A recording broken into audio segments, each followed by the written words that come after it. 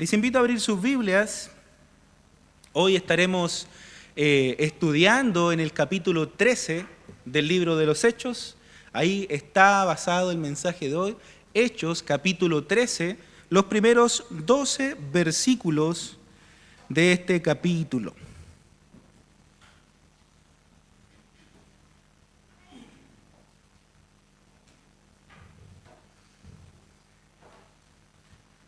Hechos 13, los primeros 12 versículos.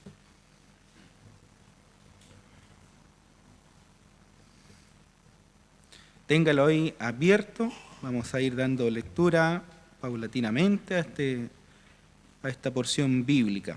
Hoy hablaremos del Evangelio y cómo se va expandiendo de acuerdo con la Escritura. El Señor Jesús nos da el pasaje principal y fundamental en el cual vemos el camino que la iglesia debe seguir en cuanto a este asunto de la evangelización y las misiones. Lo leemos en el mismo libro de los Hechos, en el primer capítulo, cuando el Señor señala: pero recibiréis poder cuando haya venido sobre vosotros el Espíritu Santo, y me seréis testigos en Jerusalén, en toda Judea, en Samaria y hasta lo último de la tierra. Eso lo encontramos en Hechos, capítulo 1, versículo 8. Como ya vimos, ¿cierto?, algunos meses atrás, a través de la tribulación que la iglesia tuvo que experimentar, el Señor permitió que el mensaje del Evangelio pudiera expandirse fuera de las fronteras de Jerusalén. También vimos que el Evangelio se expandió también por ordenanza, por mandato directo del Señor, como es, por ejemplo, en el caso de Felipe, que Dios lo manda a ir y predicarle, ¿cierto?, a entregarle el mensaje del Evangelio a este eunuco etíope en el capítulo 8 de Hechos. O también en el caso de Pedro, que vimos hace algunos domingos atrás, cuando el Señor, a través de una visión, prepara a Pedro para que vaya y le predique el Evangelio a un gentil llamado Cornelio. Eso lo vimos, ¿cierto?, en el capítulo 10 del libro de los Hechos. Entonces vemos acciones divinas para que el Evangelio se expanda y vaya donde la iglesia no hubiese ido si el Señor directamente no lo hubiese enviado. Vemos dos formas, hasta aquí hemos visto dos formas en las que el Evangelio ha sido expandido fuera de Jerusalén. El primero, las persecuciones, y el segundo, por mandato explícito del Señor en estos casos puntuales que hemos visto hasta aquí en el libro de los Hechos. Pero a partir del relato de hoy, vamos a ver que esto cambia. Esto ya no sucede bajo estos dos parámetros, sino que es a través de la misión y la acción de la iglesia local que ahora este mensaje es predicado fuera de la iglesia, fuera de la ciudad y más allá, donde veremos hoy. En los últimos versículos del capítulo 12 vemos cómo Lucas vuelve a traer a dos personajes que ya habían sido nombrados, pero habían quedado, ¿cierto?, ahí como a la orillita, porque estaba hablando de otras cosas Lucas, pero ahora vuelve a traerlos a estos dos personajes que son Bernabé y Saulo de Tarso. Esto lo hace después de haber relatado cómo el rey Herodes ejercía persecución, maltrato y hasta la muerte para los cristianos. Vimos hace un par de domingos y el domingo pasado cómo Herodes, ¿cierto?, mató a uno de los discípulos, luego encarceló a otro para causar temor y perseguir a la iglesia. Por lo tanto, Herodes era enemigo de la iglesia. Incluso mencionamos, ¿cierto?, que Herodes, cuando vio que la gente le gustaba lo que él estaba haciendo, él más lo hacía. Tenía intenciones de seguir adelante porque era lo que a la gente le agradaba. Y como buen político, ¿cierto?, iba a seguir haciendo lo que a la gente le agradaba porque eso significaba que iba a tener aprobación por parte del pueblo. Pero la mano de Dios quitó a este enemigo de la iglesia de los del camino. Dice que Herodes murió comido de gusanos enfrente de todos. Eso es lo que aparece en los últimos versículos del capítulo 12. El Señor quitó a este enemigo de la iglesia. Y ahí es cuando vemos que Lucas trae, ¿cierto? Fija una vez más su mirada en Bernabé y en Saulo de Tarso. El versículo 25, el último versículo del capítulo 12, dice: y Bernabé y Saulo, cumplido su servicio, volvieron de Jerusalén, llevando también consigo a Juan, el que tenía por sobrenombre Marcos. Ahora, ¿dónde volvieron? ¿Recuerda usted de dónde habían salido Bernabé y Saulo hace algunos capítulos atrás? ¿De dónde habían salido? De Antioquía. Habían sido enviados de la iglesia de Antioquía hacia Jerusalén porque se había profetizado que iba a haber una gran hambruna, y la iglesia de Antioquía manda a estos dos hombres para que vayan a colaborar y a preparar a la gente para esta hambruna. Por lo tanto, cuando esto ya cesa, ellos vuelven a la iglesia de Antioquía. Eso aparece en Hechos 11, 27 y 30, cuando la iglesia los envía a estos hombres a ayudar a Jerusalén. En el relato de Lucas, a partir de este momento, nosotros veremos que la iglesia en Jerusalén pasa a segundo plano. Pasa a segundo plano. Esta iglesia que hasta el momento había sido la iglesia principal en el desarrollo de Lucas en el libro de los Hechos, ahora a partir de este capítulo 13, la iglesia de Jerusalén pasa a segundo plano y entra como iglesia principal la iglesia de Antioquía.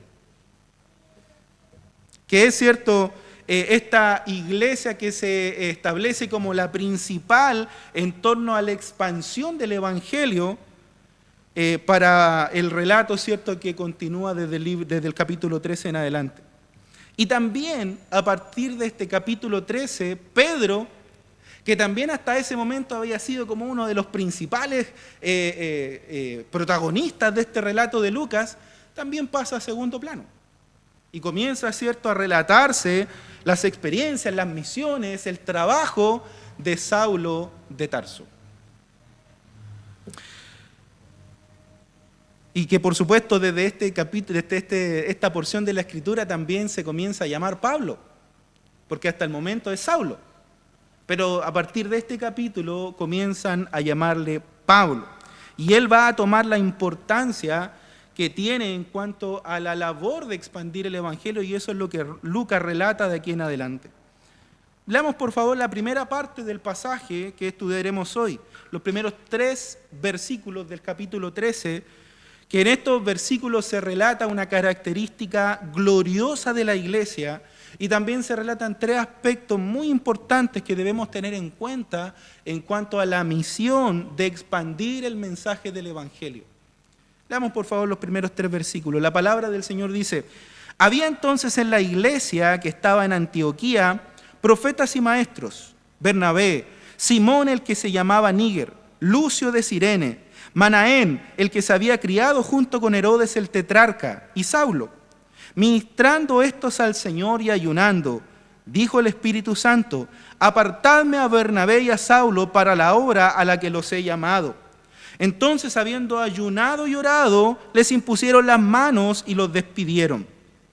Este pasaje, esta porción es muy importante en el desarrollo del libro de los Hechos, porque por primera vez vamos a ver a una iglesia local, la iglesia de Antioquía, que disponen de 2 hombres para que cumplan la labor de expandir el Evangelio según el mandato, ¿cierto?, del Señor en los territorios donde no se había predicado.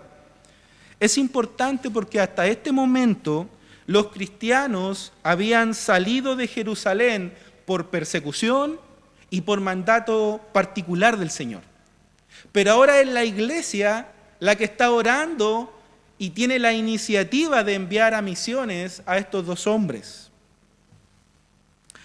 para enviarlos a otras regiones. Por primera vez la iglesia hace un esfuerzo planeado, ordenado y determinado, ¿cierto?, para llevar el Evangelio al mundo.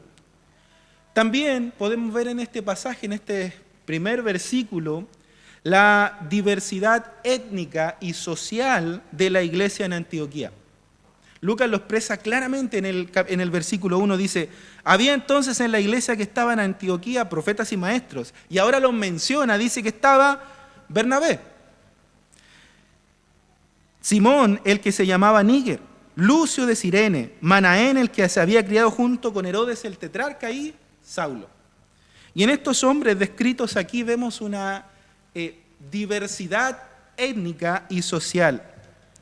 Lucas menciona, nombra a aquellos hombres que servían en la iglesia local de Antioquía. Estos eran algunos de sus ministros, algunos de sus pastores. La Biblia dice algunos de sus profetas y algunos de estos maestros. Nosotros, ¿cierto?, sabemos por el mismo libro de los Hechos que Bernabé era oriundo de Chipre. Era de Chipre. Vemos a Simón. Simón era un nombre común en la época. Era muy común, se repetía mucho este nombre. Pero aquí Lucas hace una distinción. No es cualquier Simón. Dice que es Simón, también llamado el Níger. Y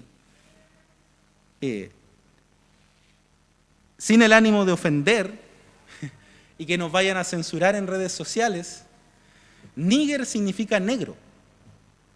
Lucas está diciendo aquí que estaba Simón el negro. Por lo tanto, podemos señalar que esta identificación que hace Lucas nos hace entender que muy probablemente Simón era de algún lugar del norte de África. Por eso es identificado como Simón el negro. Ahora, también para afirmar esto se menciona a Lucio de Cirene. Y Cirene también, ¿cierto?, era una ciudad, un lugar de la región, de una de las regiones del norte de África. Así que muy probable estos dos hombres eran de África. Y así que eso también confirma que Simón era de otro lugar de África. Entonces, Simón, el negro, y Lucio eran personas que vivían en África. También se describe que estaba Manaén. De él se nos dice que había sido criado junto a Herodes el tetrarca.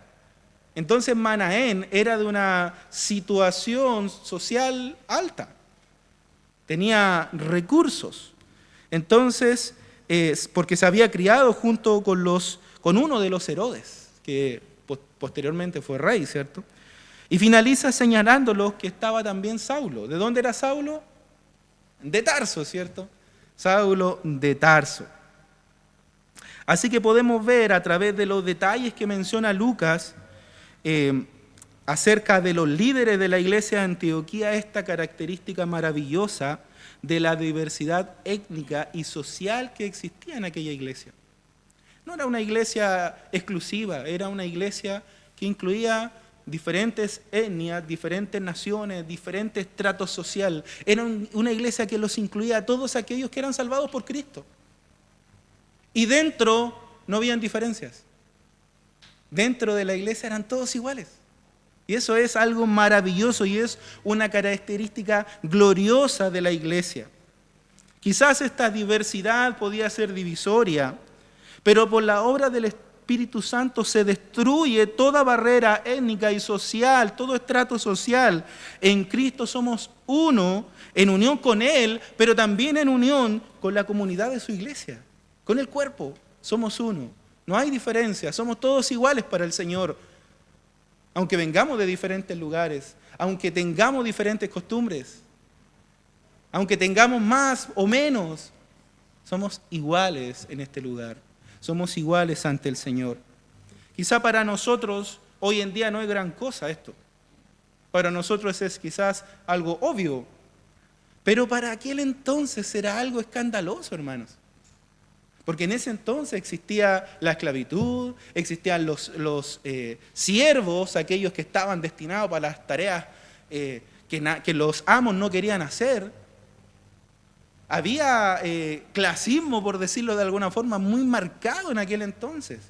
Por lo tanto, que esto sucediera y se diera de esta manera era algo escandaloso para la época.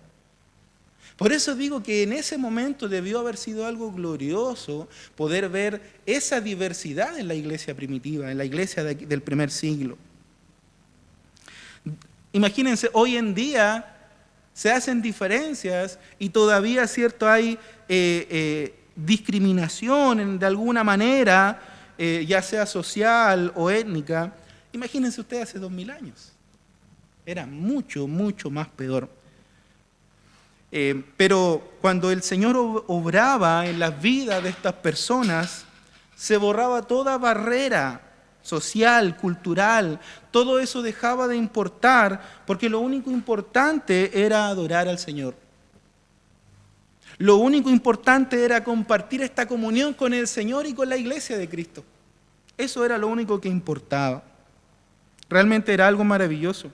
El apóstol Pablo también menciona acerca de este tema en Gálatas, capítulo 3, versículos 27 y 28, cuando escribe: porque todos los que habéis sido bautizados en Cristo, de Cristo estáis revestidos. Ya no hay judío ni griego, no hay esclavo ni libre, no hay varón ni mujer, porque todos vosotros sois uno en Cristo. Y eso es precisamente lo que Lucas, incluso a lo mejor ni siquiera a conciencia, nos está dejando aquí en esta pequeña porción del relato acerca de la iglesia de Antioquía. Ahora, ustedes preguntarán, ¿qué tiene que ver esto con el tema de las misiones, con el tema de la evangelización? Bueno, tiene que ver y en un aspecto muy importante, hermanos. Un aspecto importante y directa a la labor misionera que estaba a punto de comenzar. En la mente de quienes iban a ser enviados y que pertenecían a la iglesia en Antioquía, no existía distinción de razas, ni de estrato social, ni prejuicios a la hora de predicar el Evangelio. Esto demuestra que ellos predicaban a todos. No importaba de dónde vinieran, de qué nación eran, no importaba el color de su piel, no importaba su estrato social, ellos predicaban a todos. Por lo tanto, este tema es súper importante a la hora de las misiones, a la hora de evangelizar. Hablar el Evangelio por los lugares donde pasaban. Pero un detalle importante, en Hechos 11:19 se nos dice que ellos, cuando salieron tras la persecución a los cristianos de Jerusalén, ellos salieron y donde iban predicaban. Pero dice el capítulo 11:19 que predicaban solamente a los judíos. Ellos predicaban solamente a los judíos. Pero desde esta porción del capítulo 13 de Hechos, ellos ya no solamente predican solo a judíos. Ellos salen a predicarle a todo el mundo. Ya no hay una exclusividad, ellos predican a todo el mundo. Había una barrera étnica a la hora de hablar del Evangelio, pero ahora en la iglesia de Antioquía vemos que se había derribado esa barrera y había madurado la iglesia con respecto a los prejuicios y a la discriminación. Y ahora poseía este ámbito maravilloso multicultural. Un aspecto sumamente importante para desarrollar la labor de la evangelización a través de las misiones. La diversidad de la iglesia de Cristo es algo maravilloso, hermanos. Y quizás, como mencioné, el mismo Lucas, quizás no estaba consciente cuando estaba escribiendo estas palabras, este versículo 1. Pero el Espíritu Santo deja registro de esta verdad maravillosa a través de Lucas. El apóstol Juan, en la visión de Apocalipsis, puede ver a la iglesia de Cristo reunida, una iglesia multicultural, una iglesia sin barreras étnicas, sin barreras sociales. Dice Apocalipsis 7, versículos 9 y 10, en la visión de Juan: después de esto miré, y he aquí una gran multitud, la cual nadie podía contar, de todas las naciones y tribus, y pueblos y lenguas, que estaban delante del trono y en la presencia del Cordero, vestidos de ropas blancas y con palmas en las manos, y clamaban a gran voz diciendo: la salvación pertenece a nuestro Dios, que está sentado en el trono, y al Cordero. ¡Qué maravilloso! aquello que se comenzaba a ver en la iglesia de Antioquía, Juan estaba viendo la culminación donde todos los cristianos, donde todos los hijos del Señor, reunidos, alabando, unidos, unánimes, sin importar nacionalidad, sin importar nada, todos unánimes alabando al Cordero. Lo vemos allí en Apocalipsis, la culminación de esto. La iglesia de Antioquía en sus bases representa esta gloriosa verdad. Pero además de esta característica que vimos que es fundamental a la hora de expandir el Evangelio a través de las misiones, vemos aspectos o principios importantes en torno a la labor que la iglesia en Antioquía impulsaría, las misiones y la evangelización. Lo primero es ver a los que componían el liderazgo en la iglesia de Antioquía. Lucas nos dice que había en ella pastores, profetas, maestros, señalando a los 5 hombres que hemos mencionado anteriormente. Lucas tiene la intención aquí de mostrarnos que la iglesia de Antioquía tenía una dirección.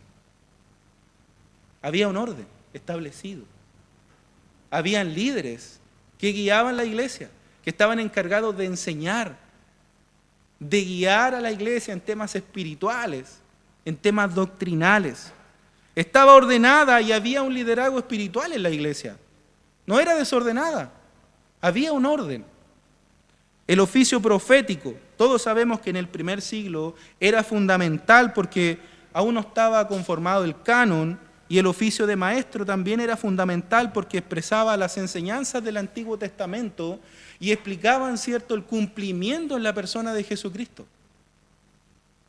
Por eso era necesario que hubieran personas que lideraran la iglesia. Así que era fundamental estos 2 oficios de profeta y maestros para la iglesia del primer siglo.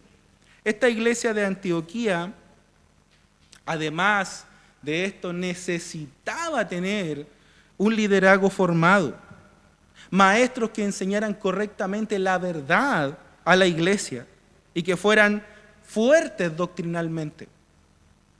No podían ser cualquier miembro de la iglesia, un recién llegado, un neófito. Tenían que ser personas fuertes doctrinalmente. ¿Por qué? Porque Antioquía era una ciudad cosmopolita. Había diversidad de religiones, diversidad de creencias paganas en Antioquía.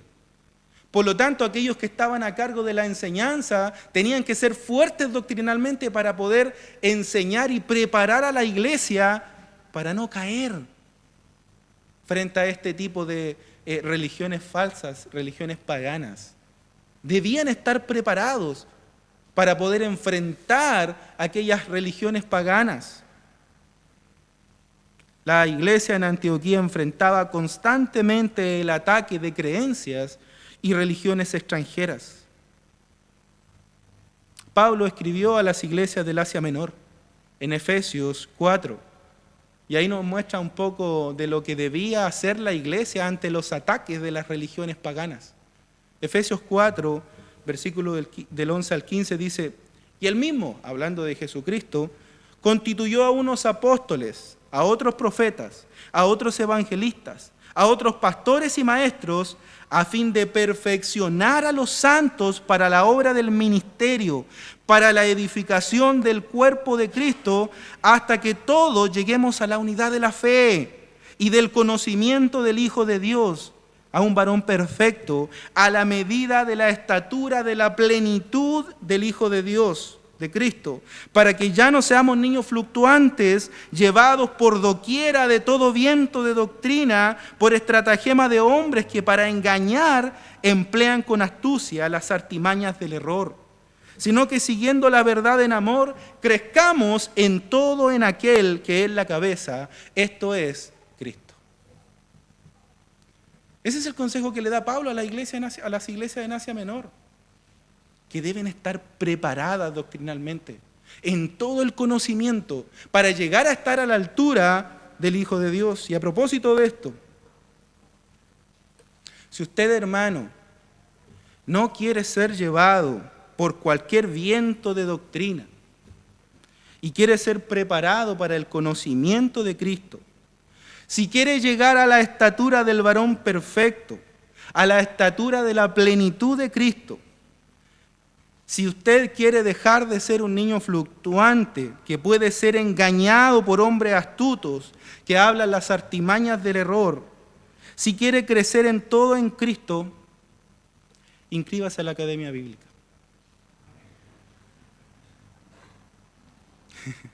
Inscríbase, hermano. Porque de esa forma usted también estará preparado para poder enfrentar todas estas doctrinas, todos estos movimientos falsos que existen hoy en día. ¿Cómo se va a defender si alguien viene con un argumento tan potente y usted a lo mejor puede estar muy equivocado, pero usted no sabe cómo defender su fe? Debe estar preparado. Debe estar preparado en todo conocimiento del Señor. Si no, el día de mañana un testigo de Jehová va a golpear su puerta y usted no va a hallar qué responderle. ¿Por qué? Porque no se ha preparado. Y eso no es tarea solo de los pastores, solo de los predicadores.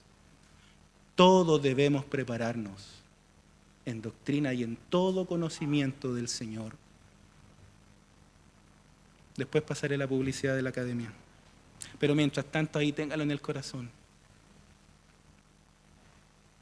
Volviendo al texto, era muy necesario que la iglesia tuviera una estructura de enseñanza para proteger la doctrina de los ataques religiosos de las culturas paganas que existían alrededor de las iglesias. Y Antioquía tenía esta estructura, tenía ese orden. Este aspecto es fundamental, porque de ahí mismo, de esos mismos líderes, hombres preparados en la enseñanza y en todo lo que es espiritual, de ahí mismo, ¿cierto?, saldrían hombres que iban a ir a predicar el Evangelio y expandir la iglesia de Jesucristo. Esta iglesia formada, esta iglesia ordenada, es la base, es la plataforma para la expansión del Evangelio. Y esto debía realizarse por hombres maduros en fe, maduros en doctrina, con un carácter apropiado para esta labor. La experiencia ha demostrado que cuando las iglesias envían a misiones a personas que no tienen el carácter adecuado, que no tienen una preparación doctrinal adecuada, más que un beneficio, terminan dañando a la iglesia. Por eso deben ser personas instruidas, personas preparadas para esa misión. Y ese es el segundo aspecto de las misiones que nos señala el versículo 2. Dice, ministrando estos al Señor y ayunando, dijo el Espíritu Santo, apartadme a Bernabé y a Saulo para la obra a los que he llamado. Esto es el segundo aspecto que vemos aquí. Dios mismo es quien llama a ejercer este glorioso servicio. La iglesia se dispone, pero quien indica y da las instrucciones finales es el Señor. Él es quien termina, ¿cierto?, guiando toda esta actividad o todo el deseo de la iglesia que tenía de expandir el Evangelio a través de las misiones. Nosotros nunca podemos desligarnos de la acción del Espíritu Santo en el avance de la iglesia. Nunca podemos apartar al Espíritu Santo de la tarea evangelizadora, hermanos. Porque es el Espíritu Santo quien obra en el corazón de las personas. No usted, no yo, no el predicador, aunque tenga una excelente labia. Es el Espíritu Santo quien obra. Nosotros solamente entregamos el Evangelio, pero es el Espíritu Santo quien obra en el corazón de las personas y ablanda ese corazón y causa ese despertar espiritual en las personas. No el predicador, es el Espíritu Santo. Y aquí, ante la decisión de la iglesia de enviar a evangelizar, ellos se ponen a orar, dice el texto, a orar y a ayunar, buscando la dirección del Señor, y vemos, ¿cierto?, que la decisión de a quiénes enviar surge del Espíritu Santo. Es Él quien dice, Apartadme a Bernabé y a Saulo para la misión a los que la he encomendado. Es el Espíritu Santo. Dice el versículo 3, entonces, habiendo ayunado y orado, les impusieron las manos y los despidieron. El hecho de que les impusieran las manos indicaba que esta labor de Bernabé y Saulo la iban a realizar en representación de todos los miembros de esa iglesia local. La imposición de manos no era para transmitir un tipo de poder místico o una especie de don en ellos, no. Era netamente para mostrar que la iglesia estaba de acuerdo con la dirección del Espíritu Santo y que estos hombres harían parte de la labor de la iglesia y que tenían el respaldo y el apoyo de la iglesia local. Esa imposición de manos era como decir, estamos con ustedes. La iglesia les apoyará, estará con ustedes. Ustedes quizás van a ir lejos, pero la iglesia les apoyará en oración, les apoyará económicamente, les apoyará en esa función que ustedes van a realizar, porque la iglesia está con ustedes. Ustedes salen de aquí y salen a representar a esta congregación local. Tienen todo el apoyo de la iglesia de Antioquía. Ellos no iban por su cuenta, no iban desvinculados de la iglesia local. Y por eso es que cuando Pablo y Bernabé regresan de su misión, vuelven a la iglesia de Antioquía a contarles cómo les había ido. Porque ellos no van por su cuenta, hermanos. Un misionero enviado por el Señor no va a hacer misiones sin el respaldo de su iglesia local. La iglesia local, al escuchar la orden del Señor, la iglesia local respalda a esos misioneros y ellos van sabiendo que su iglesia es quien le envió, ¿cierto? Y quien también le respalda y a quienes luego de regreso irán a contarles, ¿cierto?, cómo le fue, igual que como lo hizo Pablo y Bernabé. Lo vemos en el capítulo 14. Dice, de allí navegaron a Antioquía, desde donde habían sido encomendados a la gracia de Dios para la obra que habían cumplido, y habiendo llegado y reunido a la iglesia, refirieron cuán grandes cosas había hecho Dios con ellos y cómo había abierto la puerta de la fe a los gentiles. Ellos llegaron de regreso a Antioquía y fueron a su iglesia y les contaron, le dieron el informe de su misión.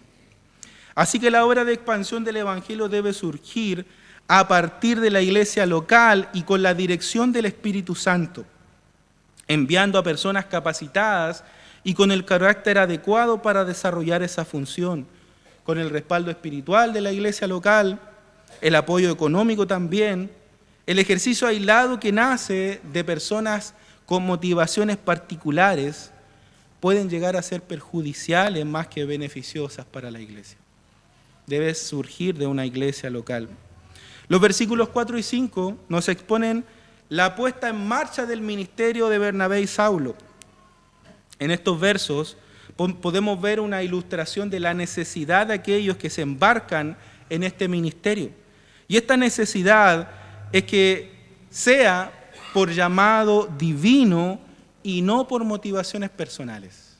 El llamado a las misiones debe ser un llamado divino y no movido por pensamientos, por ideas o motivaciones personales. Dice el versículo 4 y 5, entonces ellos, enviados por el Espíritu Santo, descendieron a Seleucia y de allí navegaron a Chipre.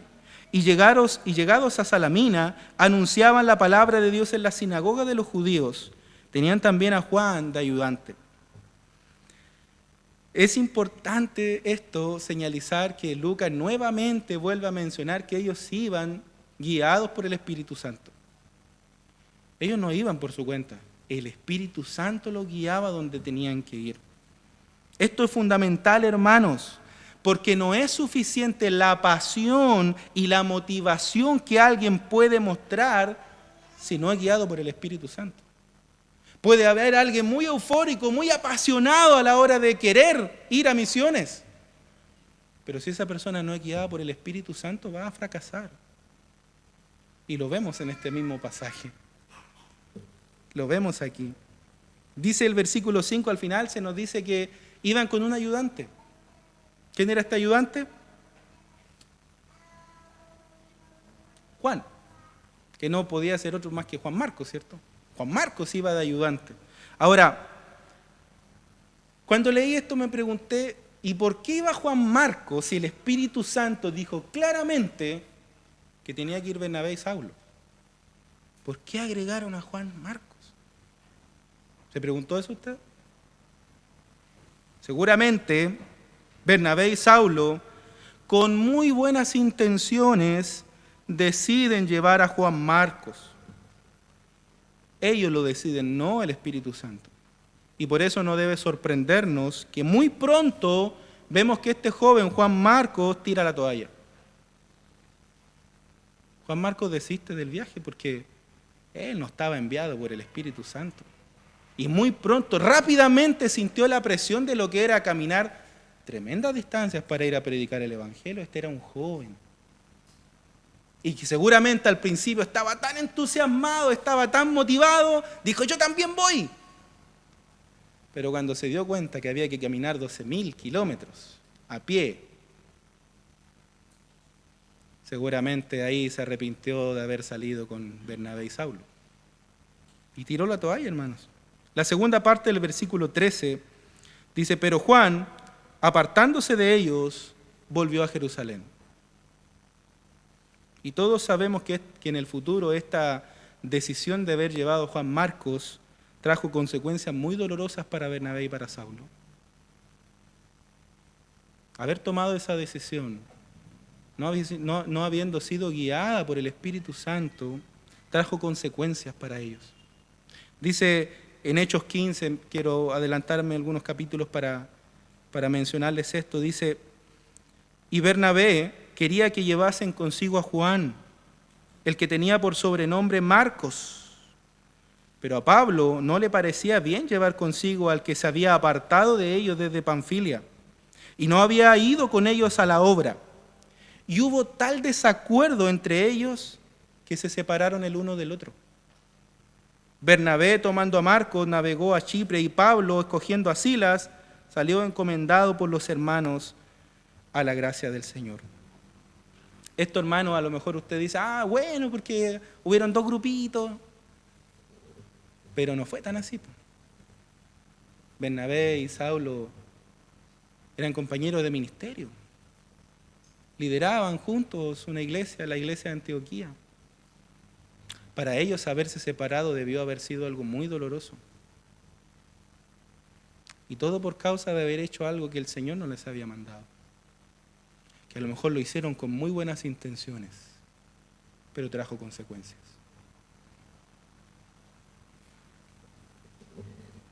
Juan Marcos en el futuro, sin dudas, sería de gran utilidad para el Evangelio. Sin dudas. Pero en el inicio, en este primer viaje misionero, no era el momento todavía. El Señor había hablado y había mandado a Bernabé y a Saulo. Y eso es lo que debía haberse hecho, ¿cierto? La obra de expansión del Evangelio debe surgir desde el seno de una iglesia, apoyada por ella, direccionada por ella, pero guiada siempre por el Espíritu Santo. Ideas y motivaciones personales terminan dañando en lugar de favorecer la expansión del Evangelio, hermanos. Los siguientes versículos del 6 al 8 dice, y habiendo atravesado toda la isla hasta Pafos, hallaron a un cierto mago, falso profeta, judío, llamado Barjesús, que estaba con el procónsul Sergio Paulo, varón prudente. Este, llamando a Bernabé y a Saulo, deseaban oír palabra de Dios, pero le resistía Elimas, el mago, pues así se traduce su nombre, procurando apartar de la fe al procónsul. Mis hermanos, la expansión del Evangelio en cualquier contexto en el que se desarrolle, siempre, ya sea predicar en otras naciones, ya sea predicar en la calle, ya sea cruzar la vereda y hablar y predicarle al vecino, siempre, hermanos, tendrá resistencia. Siempre habrá resistencia y enfrentaremos resistencia a la hora de predicar el Evangelio. Acá vemos un ejemplo de esto. Un judío, a quien Lucas describe como un falso profeta y mago. Esto es contradictorio, judío y mago, judío y hechicero.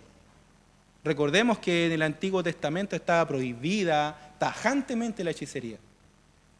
Por lo tanto, que un judío fuera mago o hechicero era algo que era contradictorio, no era algo normal, era descabellado en la lógica de los judíos. Por eso, este hombre, cierto, se describe como falso profeta. Pero este hombre llamado Bar Jesús, que curiosamente su nombre significa hijo de Jesús o hijo de salvación, este hombre era un falso profeta, era un hechicero y había utilizado sus engaños, sus hechizos para prestar servicios al procónsul de la isla, que era la máxima autoridad del imperio en aquel lugar. El procónsul era la máxima autoridad y él le prestaba servicios a este procónsul. La razón de por qué este mago no quería que este hombre, el procónsul, escuchara el mensaje, seguramente era porque si el procónsul era salvado, se convertía al cristianismo, él iba a perder la pega. Porque era el consejero del procónsul, el hechicero del pueblo. Si el procónsul era convertido al cristianismo, iba a perder inmediatamente su trabajo. Pero el hecho principal, más que el tema del trabajo, es espiritual. Hermanos, siempre que compartamos el Evangelio, encontraremos resistencia de parte del mal. Siempre habrá resistencia. Y es aquí en este versículo, a partir de aquí, que Saulo, cierto, es llamado Pablo. Y se le comienza a llamar Pablo de aquí en adelante cada vez que se refiere a él. Se le llama Saulo cuando se recuerdan episodios de la vida de él antiguos, pero a él directamente se le comienza a llamar Pablo. Hay diferentes teorías. Una de las que yo por lo menos más he escuchado es que el Señor le cambió el nombre. ¿Lo ha escuchado usted? El Señor le cambió el nombre cuando iba camino a Damasco. El Señor le cambió el nombre. Pero vemos en el relato que eso no fue así. No se menciona que Jesús haya cambiado el nombre a Saulo, así como tampoco que se haya caído del caballo, ¿cierto? Porque como el texto dice que cayó a tierra, se cayó del caballo. No, tampoco lo describe y es muy poco probable, yo diría que casi imposible que Saulo haya ido en caballo. Pero son cosas que se han creído y se han dicho por algún tiempo. Pero es recién aquí, no en la conversión de Saulo, es recién aquí cuando se le hace este cambio. En realidad no es un cambio de nombre. Vamos a ver por qué. La razón correcta, ¿cierto?, de que Saulo fuera llamado Pablo es o tiene que ver con el nacimiento de Saulo. Saulo nació en Tarso. Tarso tenía concedida la ciudadanía romana por derecho de nacimiento. Todos los que nacían en Tarso podían ser reconocidos como romanos y eran reconocidos como nacionalidad romana. Pero era de padres judíos. Así que tenía dos nacionalidades. Pablo tenía dos nacionalidades. Esto lo vemos en Hechos 22, del versículo 22 al 29. Por lo que Pablo era ciudadano romano, pese a ser hijo de judíos. Era ciudadano romano, pero también era judío de la tribu de Benjamín, como él mismo se describe cuando da su currículum. Cuando Pablo comienza el ministerio hacia los gentiles, era más apropiado usar un nombre que fuera más fácil de relacionarse con los gentiles. Y probablemente, ¿cierto?, cuando seguramente se relacionaba con judíos, lo trataban como Pablo, cuando hablaba con los gentiles le decían Pablo, probablemente. Pero no es que se haya cambiado el nombre. Él se llamaba tanto Saulo como Pablo. Pero cuando comienza su ministerio a los gentiles, se le empieza a llamar Pablo, que es el nombre que quizás los gentiles iba a ser más fácil de aceptar por ellos. El versículo 9 dice: entonces Saulo, que también es Pablo, lleno del Espíritu Santo, fijando en él los ojos, dijo: oh, lleno de todo engaño y de toda maldad, hijo del diablo, enemigo de toda justicia, ¿no cesará de trastornar los caminos rectos del Señor? Este Bar Jesús no era un hijo de salvación, sino un hijo del diablo, tal como Saulo lo menciona. Estaba lleno de mentiras. Engañaba a quienes querían venir a la verdad, como el procónsul Sergio Paulo, a quien Lucas ha llamado en el versículo 7 un hombre prudente. Porque al saber que había hombres anunciando el camino que lleva a la salvación, él quiso escuchar, tuvo el deseo de escuchar ese mensaje. Esto puede catalogarse como un gran triunfo para la iglesia, que el hombre más poderoso de aquella ciudad quiera escuchar el mensaje de salvación. Es un gran triunfo para la iglesia. Pero estaba esta resistencia. Este hombre, es cierto, que usaba sus artimañas para engañar a las personas.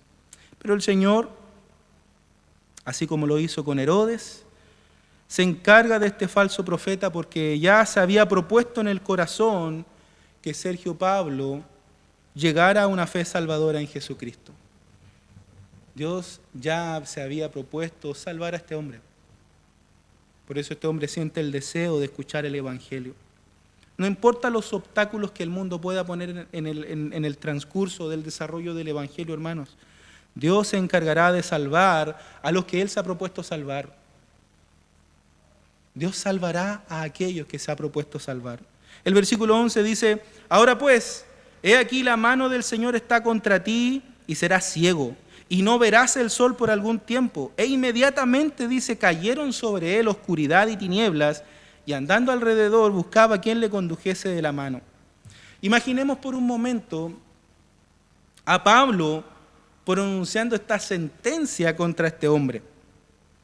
Seguramente cuando él estaba sentenciando a este judío hechicero, debió conmoverse por lo que él mismo había vivido en el pasado, hermanos.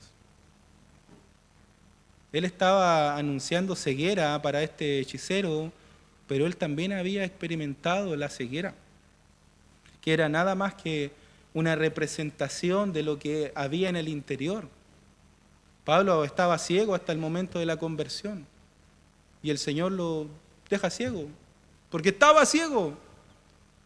Y ahora este hechicero también, ¿cierto?, a través de Pablo es sentenciado a esta ceguera, a este tiempo de oscuridad, mostrando, ¿cierto?, lo ciego que este hombre era desde antes. Dice que Pablo le dijo: y no verás el sol por algún tiempo, es decir, no era permanente. Al igual que Pablo, no era permanente.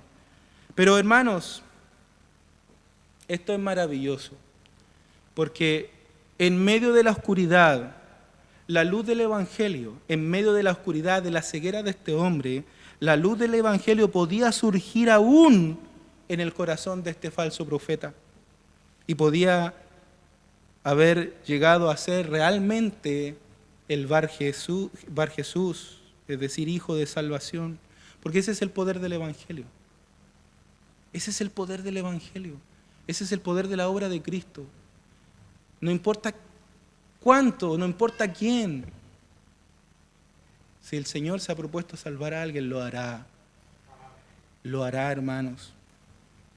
Seguramente al ver esto, el procónsul, viendo al hombre que seguramente admiraba, respetaba y oía sus consejos, ahora ciego y buscando ayuda, como dice, y andando alrededor, buscaba a quien le condujese de la mano.